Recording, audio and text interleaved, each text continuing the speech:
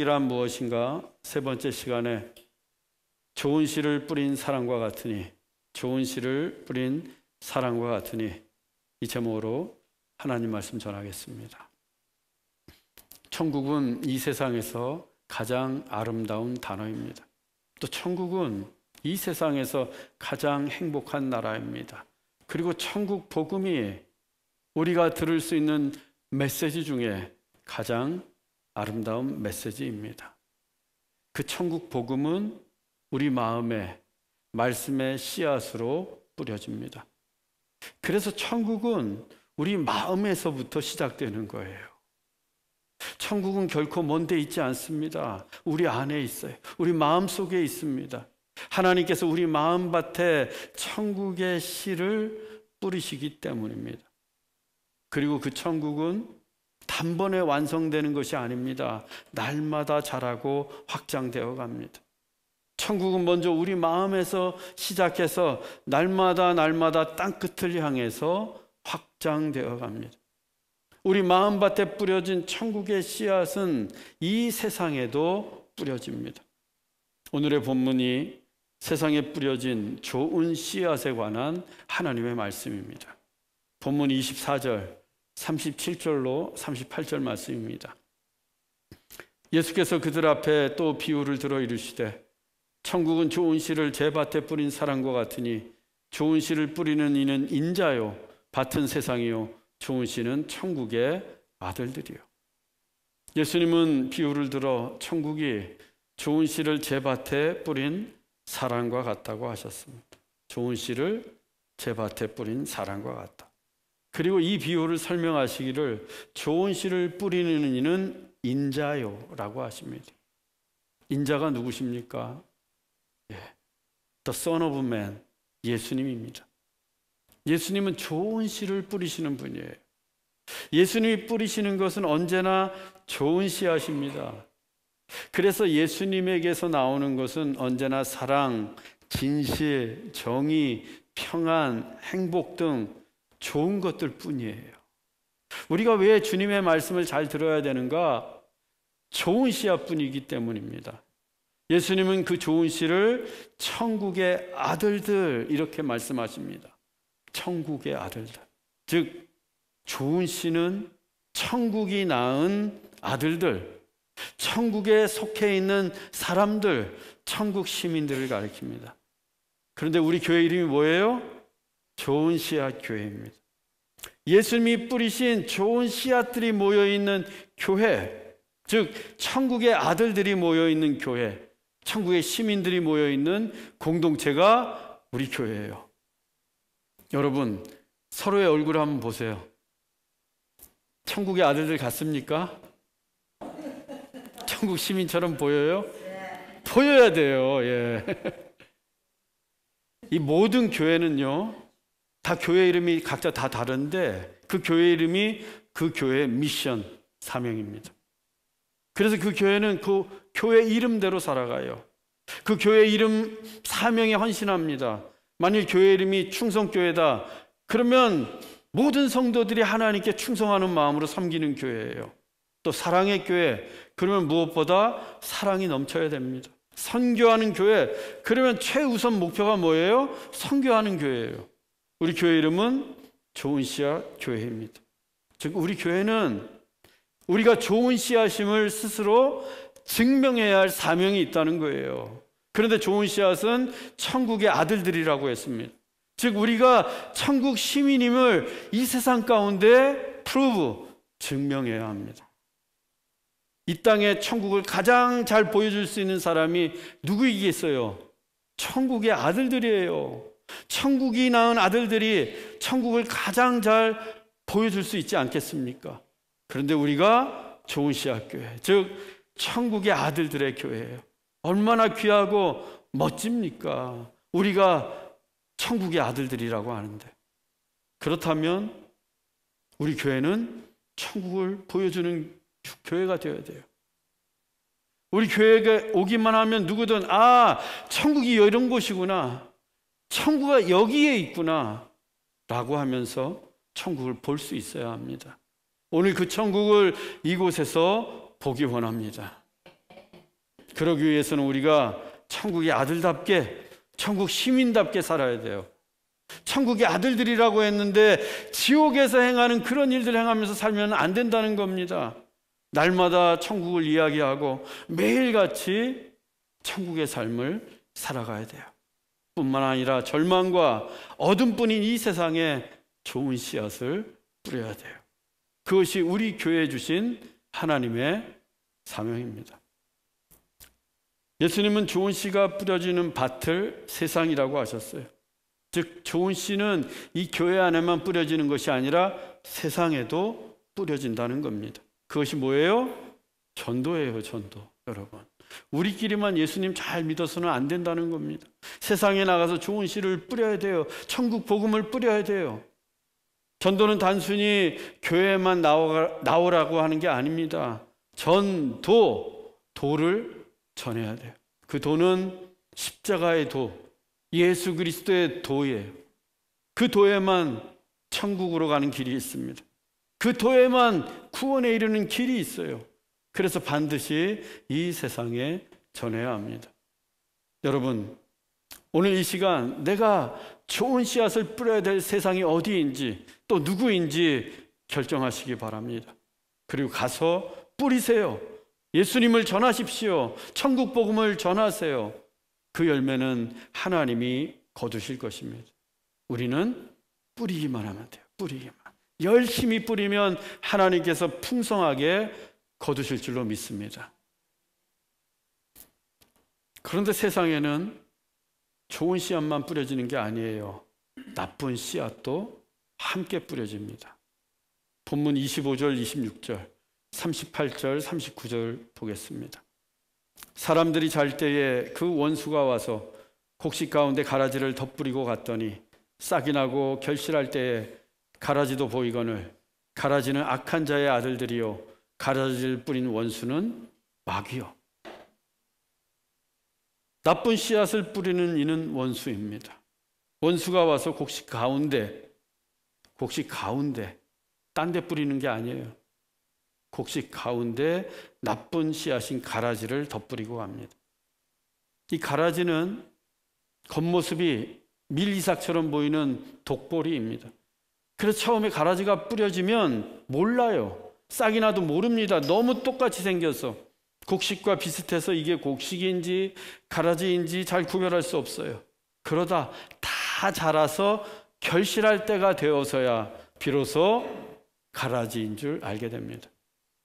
그러면 그 가라지는 무엇이고 원수는 누구인가? 가라지는 악한 자의 아들들이요 가라지를 뿌린 원수는 마귀요.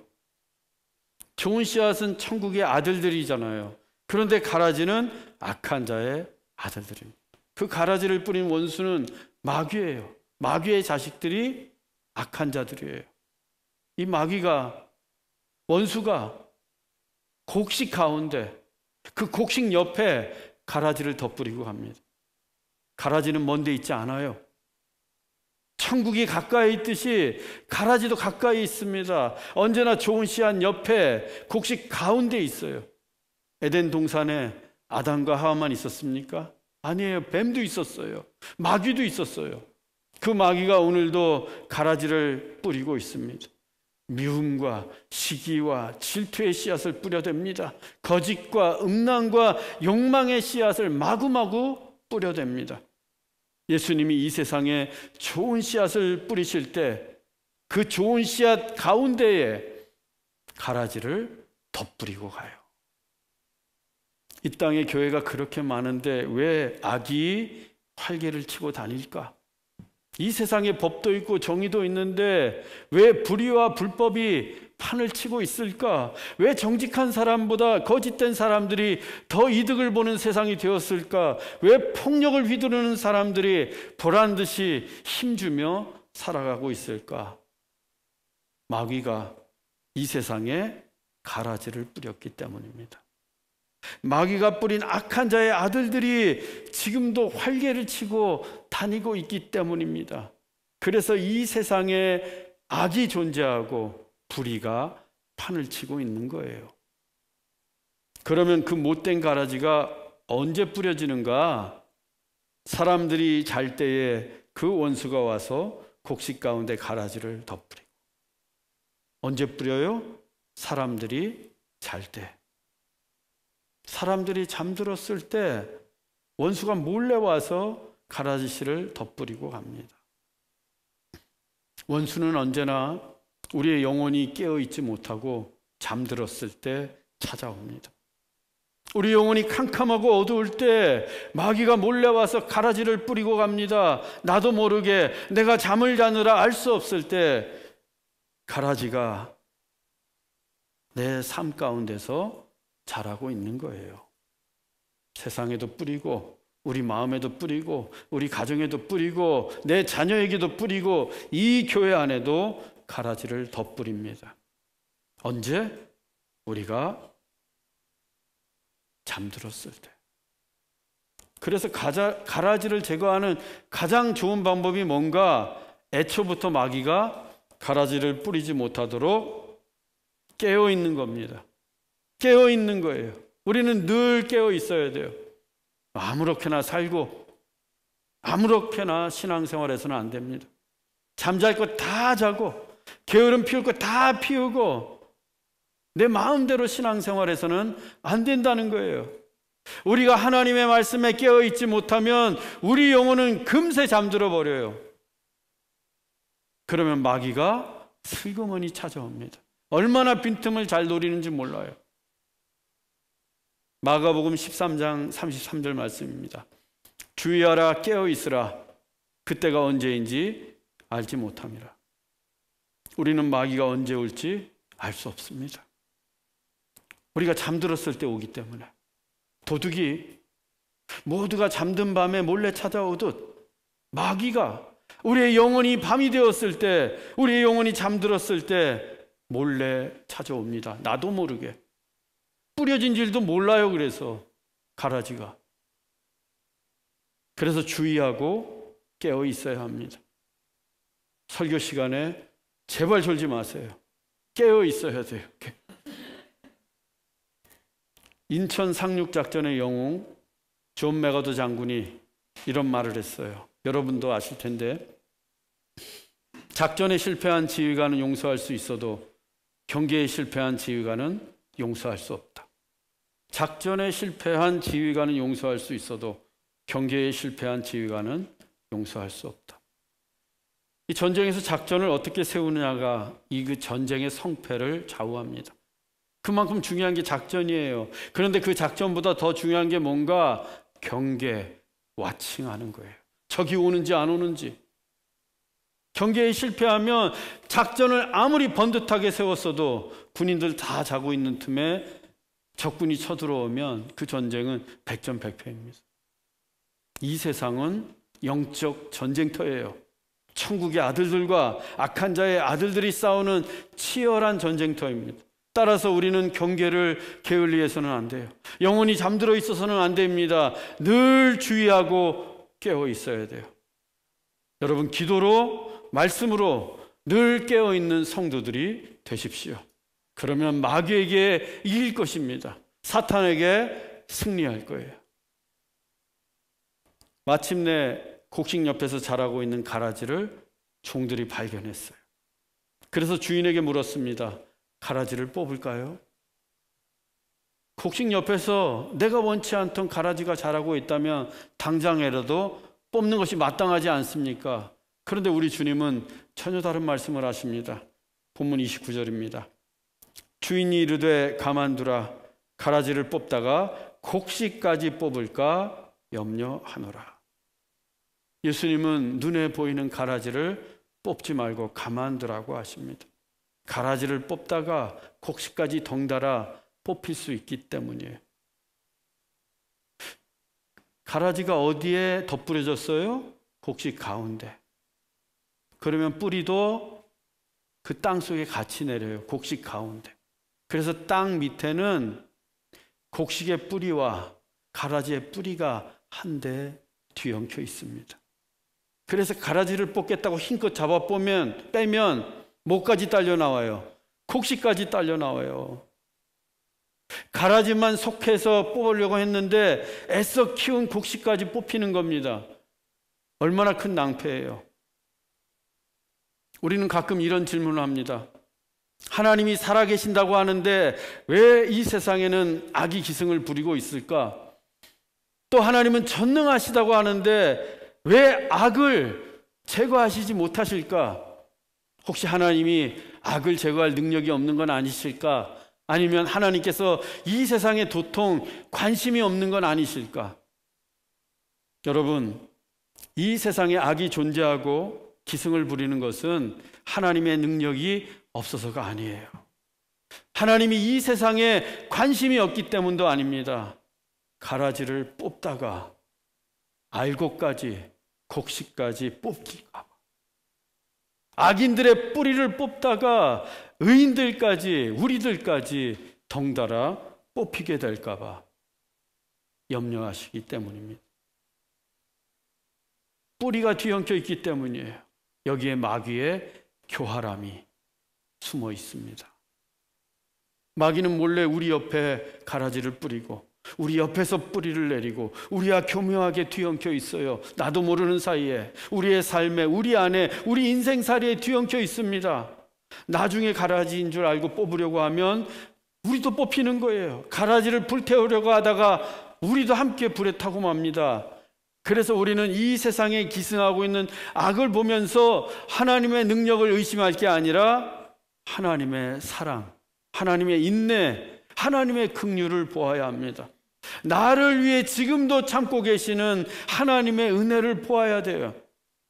악, 그 가라지를 그냥 두시면서까지 우리를 보호하시려는 하나님의 세밀하신 사랑을 깨달아야 합니다. 우리가 부르는 찬양 중에 마라나타라는 찬양이 있습니다. 마라나타 주 예수여 어서 오시옵소서.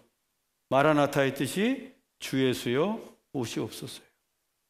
그런데 찬양은 마라나타 마라나타 주 예수여 오시옵소서 열심히 부르고 있는데 지금 당장 예수님이 오시면 큰일 날 사람들이 정말 많아요. 내가 지금 하나님 앞에 딱 섰어요. 오늘 하나님 앞에 섰을 때 과연 자신 있게 설 수 있는 사람이 몇이나 되겠습니까? 마라나타 부르고 있으면서 주님 조금만 더 늦게 오세요. 조금만 더 늦게 오세요. 그래서 감사하게도 예수님이 늦게 오시는 거예요. 우리를 사랑하시기 때문에 지금 당장 오시지 않는 겁니다.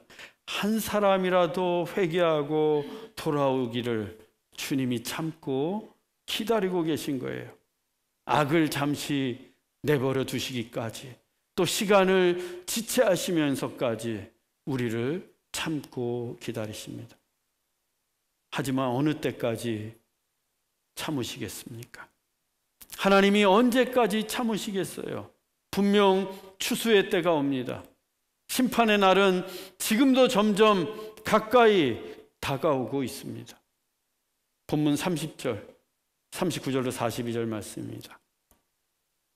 둘 다 추수 때까지 함께 자라게 두라. 추수 때에 내가 추수꾼들에게 말하기를 가라지는 먼저 거두어 불사르게 단으로 묶고 곡식은 모아 내 곳간에 넣으라 하리라. 추수 때는 세상 끝이요 추수꾼은 천사들이니 가라지를 거두어 불에 사르는 것 같이 세상 끝에도 그러하리라. 인자가 그 천사들을 보내리니 그들이 그 나라에서 모든 넘어지게 하는 것과 또 불법을 행하는 자들을 거두어내어 풀무불에 던져 넣으리니 거기서 울며 이를 갈게 되리라. 예수님은 곡식과 가라지 둘 다 함께 자라게 내버려 두라고 하십니다. 그러나 마냥 내버려 두시지 않습니다.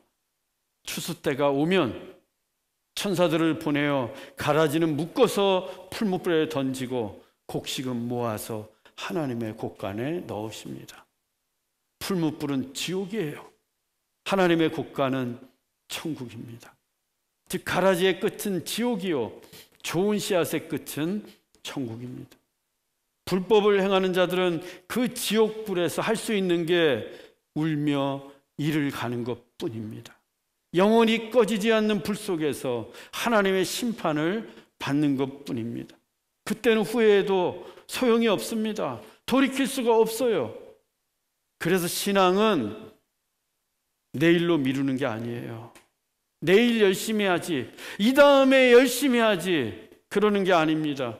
그리고 사실 우리에게 내일이 보장된 것도 아니지 않습니까? 그래서 신앙은 오늘이 마지막인 것처럼 Here and now, 지금 여기서부터예요. 회개도 Here and now, 예배와 기도도 Here and now, 헌신과 봉사도 Here and now, 전도와 구제도 이 다음으로 미루지 말고 Here and now입니다. 그때 우리의 삶이 해처럼 빛나는 거예요. 본문 43절입니다. 그때 의인들은 자기 아버지 나라에서 해와 같이 빛나리라. 귀 있는 자는 들으라. 귀 있는 자는 들어라. 제발 이 말씀을 들으라고 당부하십니다. 이것이 우리 그리스도인들의 모습이에요. 하나님의 나라가 임했을 때 해와 같이 빛나는 것, 그것이 우리들이 누리고 있는 천국의 삶입니다. 우리 인생 앞에는 언제나 두 길이 있습니다. 풀무불로 가는 길이 있고 곡간으로 가는 길이 있어요. 지옥불로 가는 길이 있고 천국으로 가는 길이 있습니다. 처음에는 한 길로 왔는데 인생 끝에서는 두 길로 갈라집니다. 지금까지는 곡식과 가라지가 함께 자랐지만 추수 때에는 두 길로 갈라질 것입니다. 그때가 마지막 날, 종말의 때입니다. 종말은 개인적으로도 오고 또 우주적으로도 옵니다. 육신의 죽음을 통해서 오는 것이 개인의 종말이고, 온 세상의 종말을 통해 우주의 종말이 오게 됩니다. 반드시 그날이 옵니다. 도적같이 옵니다. 지난해 2월 터키와 시리아에서 지진이 발생해서 무려 5만 6천 명 이상이 목숨을 잃었습니다. 그해 8월에 하와이에서 불이 나 100명 이상이 사망을 했고, 2024년 올해 새해 벽두에 칠레에서 난 불로 인해 122명이 목숨을 잃었습니다. 2022년 10월 29일 서울 이태원 거리에서 사람들이 몰리면서 159명이 길을 걷다가 세상을 떠났습니다. 현재도 진행형인 우크라이나와 러시아의 전쟁, 또 이스라엘과 하마스의 전쟁으로 목숨을 잃는 자의 수가 날마다 늘어만 가고 있습니다. 누구도 예상치 못한 때에 지진이 일어났고 사람들이 몰렸고 불이 났고 전쟁이 터지면서 인생의 종말을 맞이하는 사람들을 셀 수 없이 많아졌습니다. 그런데 그런 일이 땅에서만 일어난 게 아닙니다. 하늘에서도 일어나고 있습니다. 지난해 1월 15일 네팔의 수도 카트만두에서 이륙한 비행기가 네팔의 관광도시 포카라에 착륙하기 직전에 추락해서 탑승자 72명 전원이 사망했습니다. 그 중에 한국 사람 2명도 포함되어 있었어요.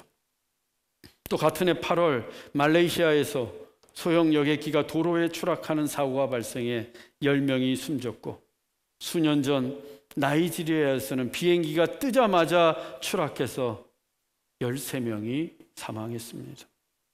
바다라고 예외겠습니까? 지난해 7월 인도네시아 동부 술라웨시 섬 앞바다에 여객선이 침몰해 15명이 사망했고, 10년 전 대한민국의 진도 앞바다에서는 세월호가 가라앉으면서 무려 304명이 숨졌습니다. 이 같은 일들을 누가 상상이나 했겠습니까? 아무도 예상치 못한 그때에 하늘과 땅과 바다에서 그날이 도적같이 온 것입니다. 우리라고 예외일까요? 앞으로 50년, 60년을 더 산다고 해도 그날은 분명히 다가옵니다. 그때 하나님께서 내가 너를 위해 내 몸을 주었건만 너는 나를 위해 무엇을 했느냐? 라고 물으신다면 뭐라고 답하겠습니까? 내가 너를 위해 내 몸을 주었건만 너는 나를 위해 무엇을 하다 왔느냐? 돈 많이 벌었습니다. 라고 답하겠습니까? 아니면 많이 배웠습니다 라고 말할 수 있겠습니까? 왜 신앙을 내일로 미루었느냐 라고 물으신다면 세상 연락을 즐기느라 그랬다고, 바빠서 그랬다고, 내일이 더 중요해서 그랬다고 하나님께 핑계댈 수 있겠습니까? 그 추수의 때에 아침 안개와 같이 잠시 있다가 사라지는 것이 우리 인생인데, 추수의 때가 오기 전에 우리가 어떻게 살아야 하겠습니까? 사랑하는 형제자매 여러분, 이제 그만 잠에서 깨어나십시오. 이제 그만 게으름에서 일어나십시오. 그리고 이제 그만 내일로 미루십시오. 좋은 씨앗답게, 천국의 아들들답게 살아가십시다. Here and now, 지금 여기에서부터 영적으로 깨어 하나님의 사명에 충성을 다하십시다. 그러면 해와 같이 빛날 것입니다. 천국의 아들답게 해처럼 빛나게 될 것입니다. 우리 모두 빛나는 천국의 아들들로 살아갈 수 있기를 주 예수 그리스도의 이름으로 축원합니다. 기도하겠습니다.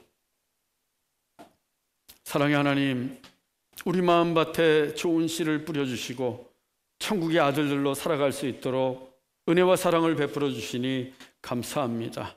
이제 세상으로 나가 좋은 씨앗을 뿌리기 원합니다. 우리에게 믿음과 용기를 주옵소서.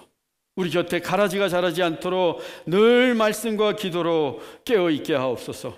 그리고 천국의 아들답게, 좋은 씨앗답게 거룩하게 구별된 인생을 살게 하옵소서. 그래서 이 땅에서도 천국을 누리며 해와 같이 빛나는 인생이 되게 하옵소서. 길이요 진리요 생명이신 예수 그리스도의 이름으로 기도하옵나이다. 아멘.